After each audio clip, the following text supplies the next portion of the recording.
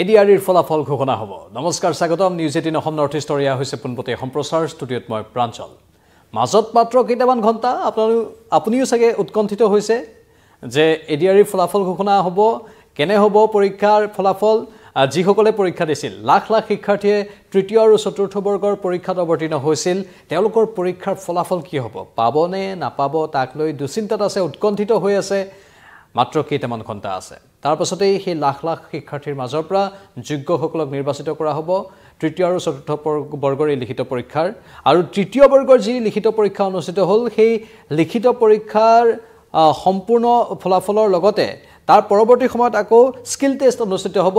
আকৌ পৰৱৰ্তী সময়ত স্কিল টেষ্ট আৰু লিখিত পৰীক্ষাৰ ফলাফলটো সংযোগ কৰি একেলগে আন এটা ফলাফল নিৰ্ধাৰণ কৰা হ'ব। সেয়া তৃতীয় বৰ্গৰ পৰীক্ষাৰ্থীসকলৰ বাবে, মানে তৃতীয় বৰ্গৰ পৰীক্ষাৰ্থীসকলক নিৰ্বাচন কৰাৰ ক্ষেত্ৰত কিছু বিশেষ দৃষ্টি দিয়া হ'ব। স্কিল টেষ্ট তেওঁলোকৰ হ'ব, মানে ভাইবা টেষ্ট হ'ব তেওঁলোকৰ, আৰু সেই ভাইবা টেষ্টৰ নম্বৰ আৰু লিখিত পৰীক্ষাৰ নম্বৰ যোগ কৰি তেওঁলোকক নিৰ্বাচিত কৰা হ'ব। বাকী চতুৰ্থ বৰ্গৰ পৰীক্ষাৰ ফলাফল আমি একেলগে পাই যাম। যিসকলে পাব তেওঁলোকে একেলগে নিযুক্তিও হয়তো পাই যাব।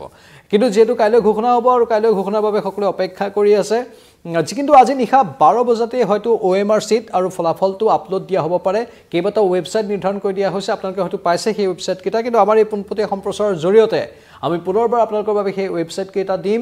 লগতে নিযুক্তি পৰীক্ষা অনুষ্ঠিত কৰা কৰ্তৃপক্ষই কি কি উল্লেখ কৰিলে সেইখিনিও আপোনালোকৰ সন্মুখত শুনাম। কাৰণ ইয়াত কেইবাগৰাকীও ব্যক্তি আছে। তৃতীয় বৰ্গৰ আয়োগৰ অধ্যক্ষ আছে IAS অজয় তিৱাৰী, লগতে চতুৰ্থ বৰ্গৰ আয়োগৰ অধ্যক্ষ IAS বি কল্যাণ চক্ৰৱৰ্তী, আৰু অসম ৰাজ্যিক বিদ্যালয় শিক্ষা পৰিষদৰ অধ্যক্ষ ৰমেশ চন্দ্ৰ জৈন। তেওঁলোকে একেলগে আজি সংবাদমেল দিলে। আমাৰ সাংবাদিকে সংবাদমেলখন সংগ্ৰহ কৰিলে তথ্যবোৰ, আৰু সেই সংবাদমেলত কি কি ক'লে আমি আপোনালোকক ইয়াতেই শুনাম। তেওঁলোকে সবিশেষ বৰ্ণনা আগবঢ়াইছে। লগতে আমি কওঁ যে তৃতীয় বৰ্গৰ পৰীক্ষাত 13 লাখতকৈ অধিক শিক্ষাৰ্থী অৱতীৰ্ণ হৈছিল এইবাৰ। 13,36,106 গৰাকী প্ৰাৰ্থী। আৰু তৃতীয় বৰ্গৰ পৰীক্ষাৰ্থীৰ স্কিল টেষ্ট অনুষ্ঠিত হ'ব ইয়াৰ পৰৱৰ্তী সময়ছোৱাত। লিখিত আৰু স্কিল টেষ্টৰ নম্বৰ যোগ কৰি পৰৱৰ্তী সময়ত পুনৰ ফলাফল ঘোষণা কৰা হ'ব। আৰু তাত এই দুটা নম্বৰ যোগ কৰি যিসকল লোক নিৰ্বাচিত হয়, যিসকল লোক প্ৰাৰ্থী যোগ্য হয়, তেওঁলোকেহে চাকৰি লাভ কৰিব। বাকী যিসকল যোগ্য নহয় তেওঁলোকে চাকৰি লাভ নকৰে। যিহেতু অনলাইন যোগে প্ৰকাশ কৰা হ'ব পৰীক্ষাৰ ফলাফল, আৰু সেই অনলাইনতে আপোনালোকে OMR চিটো পাব। যিসকল শিক্ষাৰ্থী এইবাৰ অৱতীৰ্ণ হ'ল তৃতীয় আৰু চতুৰ্থ বৰ্গৰ পৰীক্ষাত, অনলাইনত কেৱল ফলাফলটো উত্তীৰ্ণ হৈছে নে উত্তীৰ্ণ হোৱা নাই সেইটো চাব পৰাই নহয়, OMR চিটখনো একেলগে পাব বুলি উল্লেখ কৰিছে। ৱেবছাইটত OMR চিট পাব বুলি উল্লেখ কৰিছে। আজি অনুষ্ঠিত অসম ৰাজ্যিক বিদ্যালয় শিক্ষা পৰিষদৰ আৰু ৰাজ্যিক পৰ্যায়ৰ নিযুক্তি আয়োগে যি সংবাদমেল সম্বোধন কৰিছিল, সেই ৰাজ্যিক পৰ্যায়ৰ নিযুক্তি আয়োগৰ সংবাদমেলত স্পষ্ট ৰূপত কোৱা হৈছে যে একেলগে তাত OMR চিটখনো পাব। আৰু যিকেইটা ৱেবছাইট দিয়া হৈছে, ৱেবছাইটকেইটা নোট কৰি লওক। মই ক'ব বিচাৰিছোঁ ৱেবছাইটকেইটা www.assam.gov.in। আকৌ এবাৰ কৈছোঁ www.assam.gov.in আৰু www.site.sebaonline.org। এইটো ৱেবছাইটো মনত ৰাখিব, www.site.sebaonline.org। এই দুইটা ৱেবছাইটতে ফলাফলবোৰ পাব। আৰু লগতে তেওঁলোকেতো কৈয়ে দিছে যে OMR চিটবোৰো একেলগে পাব। মন্তব্য শুনাই লৈছোঁ প্ৰথমে কি ক'লে আজি ৰাজ্যিক পৰ্যায়ৰ নিযুক্তি আয়োগে সংবাদমেলত। অলপ 1 মিনিট 1.5 মিনিটৰ ভিতৰতে যিখিনি কথা তেওঁলোকে কৈছিল আমি কিয়দাংশ আপোনালোকক শুনাবলৈ চেষ্টা কৰিম। আপোনালোকে এবাৰ মন দি শুনক। আগবঢ়াইছোঁ।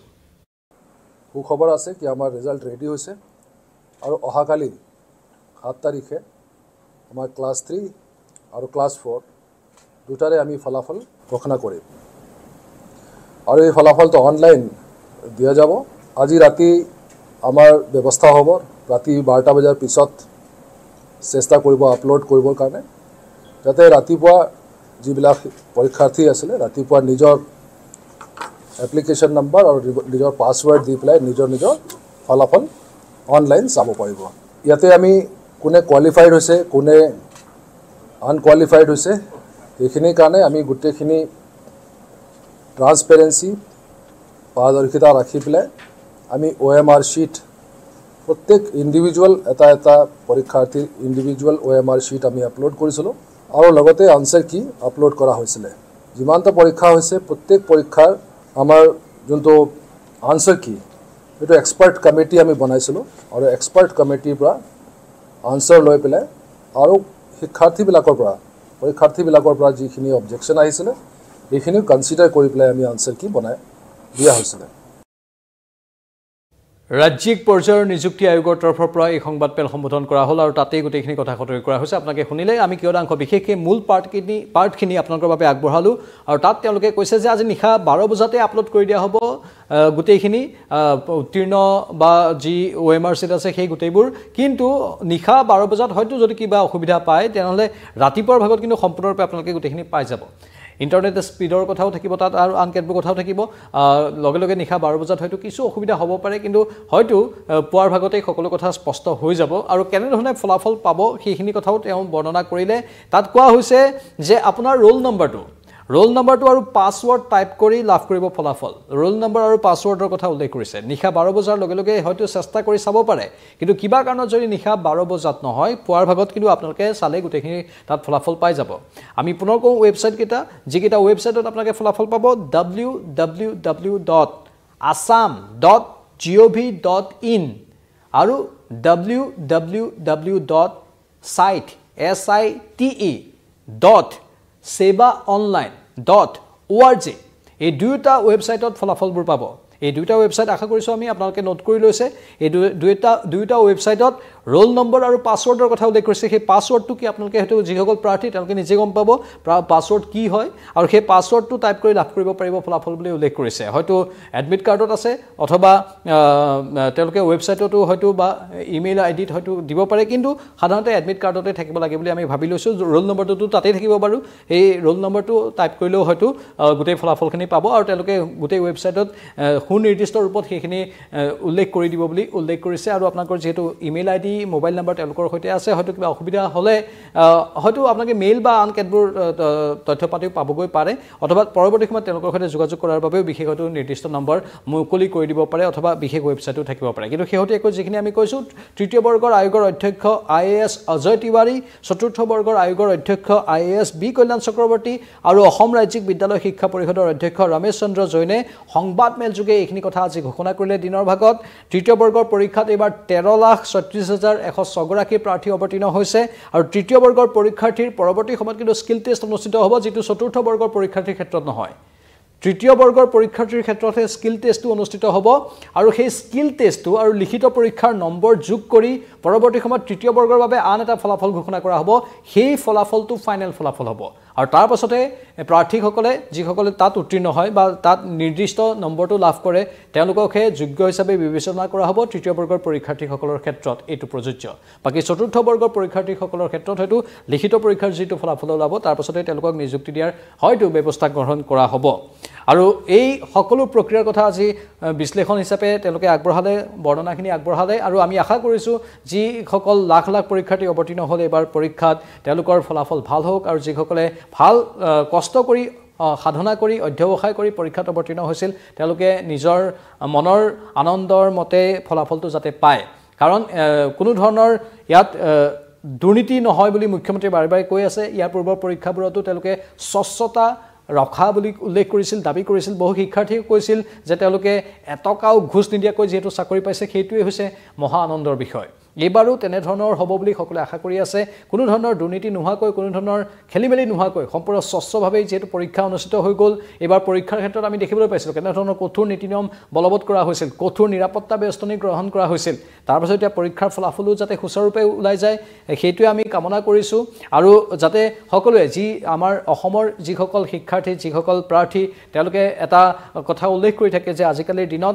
এটা আত্মবিশ্বাস তেওঁলোকে ঘূৰাই পাইছে সেই আত্মবিশ্বাসটো যাতে অটুট থাকে যি আত্মবিশ্বাস তেওঁলোকে এটা সময়ত আত্মবিশ্বাসৰ অভাৱ আছিল এটা সময় আছিল যেতিয়া অসমত চাকৰি বুলি ক'লেই টকাৰ বেপাৰ চলিছিল বেহা চলিছিল সেই পৰিৱেশটো এতিয়া নাই আৰু সেই পৰিৱেশটো নাই বাবেই এতিয়া অসমৰ যিসকল প্ৰাৰ্থী তেওঁলোক আত্মবিশ্বাসী হৈ উঠিছে আৰু সেই আত্মবিশ্বাসটো অটুট থাকক সেইটো আমি কামনা কৰিছোঁ আৰু সুন্দৰভাৱে স্বচ্ছভাৱে ফলাফলটো ওলাওক আৰু যোগ্য যিসকল প্ৰাৰ্থী যিসকলে সাধনা কৰিছে অধ্যৱসায় কৰিছে অধ্যয়ন কৰিছিল তেওঁলোকে যাতে নিৰ্বাচিত হয় তেওঁলোকে যাতে এই পৰীক্ষাত সুন্দৰভাৱে উত্তীৰ্ণ হৈ চৰকাৰী চাকৰিত যাতে মকৰল হয় আৰু চৰকাৰী চাকৰিটো যাতে অধিক আনন্দৰে আৰু সুশৃংখলিতভাৱে স্বচ্ছভাৱে যাতে কৰি থাকে তেতিয়াহে আমাৰ এই সমাজখনৰ বাস্তৱ উন্নয়ন হ'ব আৰু এতিয়া যিসকল প্ৰাৰ্থী আহিছে সকলোৱে স্বচ্ছভাৱে যদি কাম কৰে, যিসকল 1 টকা ঘুষ নিদিয়াকৈ নিৰ্বাচিত হৈছে, তেওঁলোকে আগন্তুক দিনত আমাৰ সমাজখন পৰিৱৰ্তন কৰিব পাৰিব। সেইটো আশা কৰিছে মুখ্যমন্ত্ৰীয়ে, আৰু সেই আশা কৰিয়ে মুখ্যমন্ত্ৰীয়ে কৈছে যে আমি এই ধাৰাবাহিকতা অক্ষুণ্ণ ৰাখিম। চৰকাৰখনে কৈছে যে এই ধাৰাবাহিকতা স্বচ্ছভাৱে নিযুক্তি দিয়াৰ যিটো ধাৰাবাহিকতা সেইটো অক্ষুণ্ণ ৰখা হ'ব, আৰু ছাত্ৰ ছাত্ৰীসকলৰ ভৱিষ্যত সুন্দৰ হ'ব, সেয়া মুখ্যমন্ত্ৰীগৰাকীৰ ভাষ্য। আমি পুনৰ কৈছোঁ ৱেবছাইট দুটা যিসকলে আজি নিশা 12 বজাতে হয়তো চেষ্টা কৰিব ফলাফল চাবলৈ। আসাম ডাইৰেক্ট ৰিক্ৰুইটমেণ্ট এক্সামৰ ADREৰ 3য় আৰু 4ৰ্থ বৰ্গৰ পৰীক্ষাৰ 12 বজাৰ লগে লগে আজি ৰাজ্যিক পৰ্যায়ৰ নিযুক্তি আয়োগে সংবাদমেল যোগে ক'লে যে তেওঁলোকে আপলোড দি দিব ফলাফলবোৰ, কিন্তু হয়তো নিশা 12 বজাৰ লগে লগে আপুনি নাপাব পাৰে, কিন্তু যিমান পাৰে সিমানেই চেষ্টা কৰা হ'ব যাতে 100% 12 বজাতে পায়। কিন্তু কিবা কাৰণত নাপালেও পুৱাৰ ভাগতে সম্পূৰ্ণ ফলাফল পাই যাব। 12 বজাত আপোনালোকে কি কৰিব লাগিব, দুটা ৱেবছাইট দিয়া হৈছে, সেই ৱেবছাইট দুটাত আপোনালোকৰ ৰোল নম্বৰ আৰু পাছৱৰ্ড টাইপ কৰিব লাগিব। ৱেবছাইট দুটা হৈছে www.assam.gov.in আৰু www.site.sebaonline.org। এই দুটাতে আপোনালোকে ফলাফলবোৰ পাই যাব। সকলো প্ৰাৰ্থীলৈ আমি শুভকামনা জ্ঞাপন কৰিছোঁ, আৰু কাইলৈৰ দিনটোত যিসকল উত্তীৰ্ণ হয় তেওঁলোকক আমি অভিনন্দন জ্ঞাপন কৰিম। পোনপটীয়া সম্প্ৰচাৰ কাইলৈ দিনৰ ভাগত আমি বিশেষভাৱে আপোনালোকৰ বাবে আগবঢ়াম। এই মুহূৰ্তত বিদায় লৈছোঁ। চাই থাকক নিউজ 18 অসম নৰ্থ ইষ্ট। নমস্কাৰ।